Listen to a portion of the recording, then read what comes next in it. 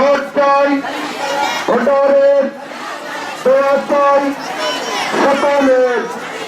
মা বোনেরা বেঁচে থেকে দাঁড়িয়ে পাল্লায় দেবে ভোট রাহাত ভাইয়ের।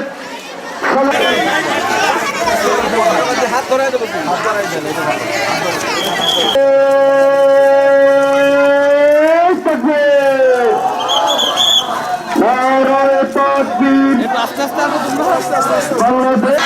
আমরা জামাতের সালাম নিয়ে সারা দেশে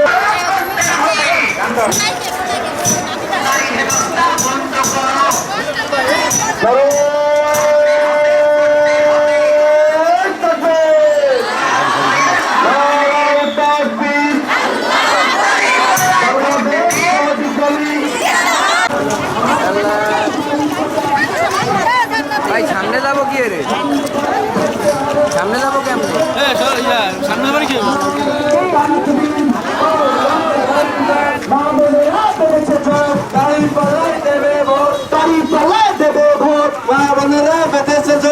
বোনেরা বেঁধেছে জোট, দাড়ি পাল্লায় দেবে ভোট, দাড়ি পাল্লায় দেবে ভোট। মা বোনেরা বেঁধেছে জোট, রাহাত ভাইয়ের সালাম নিন, দাড়ি পাল্লায় ভোট দিন।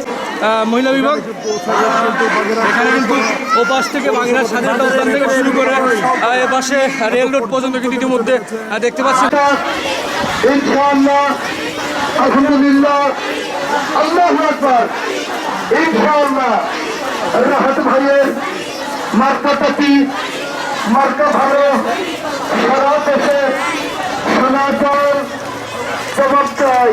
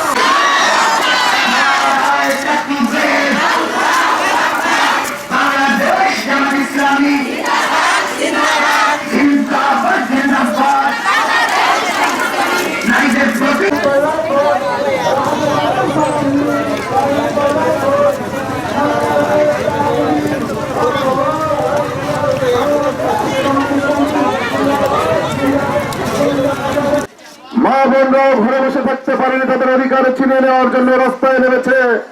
ছোট্ট শিশু থেকে শুরু করে 80 বছরের বৃদ্ধ পর্যন্ত, ছোট্ট বোন থেকে শুরু করে 70-80 বছরের মা পর্যন্ত রাস্তায় নেমে এসেছে।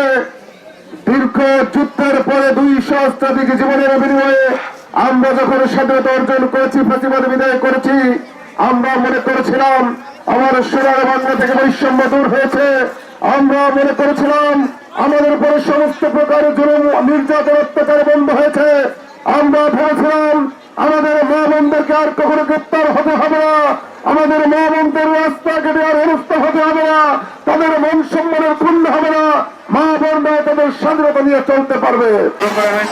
শুধু জমা দিতে গেলে হবে,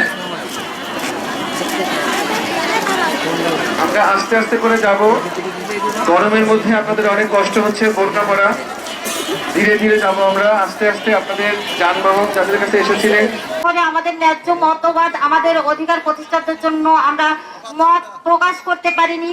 আমরা 24-এর আন্দোলনের পরে অত্যন্ত সুন্দর একটা সময় পেয়েছি। আমাদের ছাত্রদের জীবনের বিনিময়ে আমরা একটা পরিবর্তন পেয়েছি। এই পরিবর্তনের মাধ্যমে আমরা চাই যে আমাদের দেশে সুন্দর একটা নির্বাচন হোক, যার মাধ্যমে আমরা আমাদের নিজস্ব মতামত প্রকাশ করে যেন আমরা সুন্দর একটি সরকার পাই। কিন্তু আমরা দেখতে পাচ্ছি যে এই সুযোগেই বিভিন্ন বিরোধী দল, সাথে আমরা দেখতে পাচ্ছি যে আসলে প্রশাসনের অবস্থা, যে আসলে যেখানে আমরা দেখেছি যে আমাদের অবাক লাগে যে